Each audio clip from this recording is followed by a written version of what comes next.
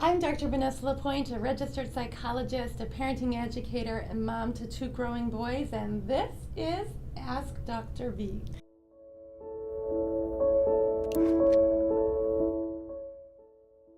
This week's question goes like this. Dear Dr. Vanessa, we need help with sleep. My 7-year-old daughter hasn't ever been a great sleeper, but as she gets older, my wife and I are becoming increasingly concerned that her sleep issues aren't going to fix themselves. She quite frequently gets nervous before bedtime, and even though we may start out in separate rooms, we always seem to end up co-sleeping with her just to make sure that she gets some sleep. If we leave her to sort it out, she can be coming into our room as late as midnight or 1 in the morning. What can we do to help her sleep on her own? Sincerely, Will. Whenever it comes to issues with sleep, I always encourage parents to think about the idea of separation. You see, when kids head off to sleep, even though you might think their brains are offline, how can they possibly experience that as a separation? The very act of sleeping takes them away from you, their most precious, most important big person.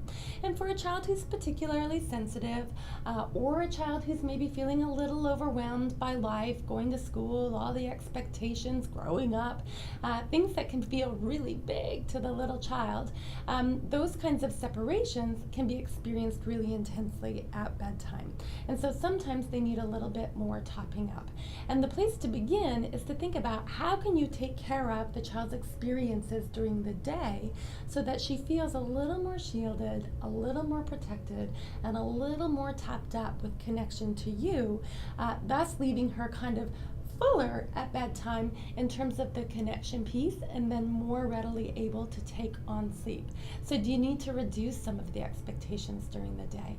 Does she need to maybe drop an extracurricular activity or two? Does she need maybe a little less time with friends and a little more time with mom and dad in order to feel really close and really connected and really topped up? Those are the things that I'd be thinking about for daytime.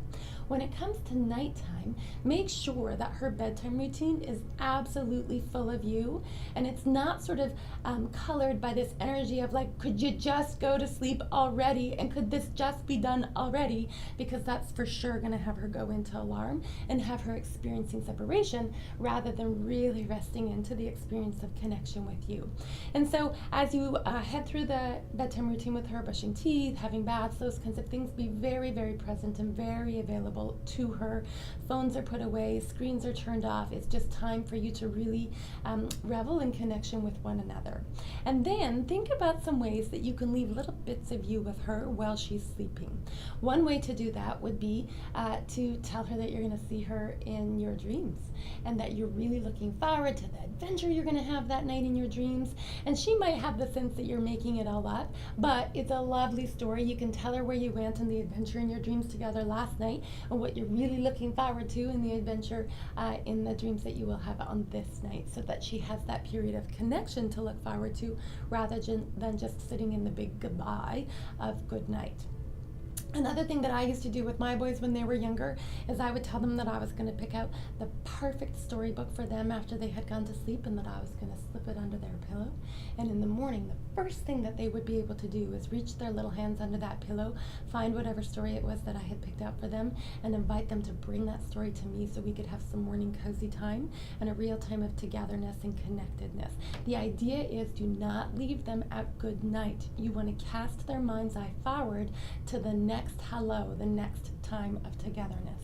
And finally, something to think about is how can you actually be in bed with her without being in bed with her? If co-sleeping is not something you're comfy with, it's not something that you want to be doing as a family, then you don't have to, but you can leave little pieces of you with her, like a t-shirt of yours or a sleeping shirt of yours that you can put on her teddy bear so that it smells like you and it's kind of like you're sitting right beside her in bed, even though you might not be right there.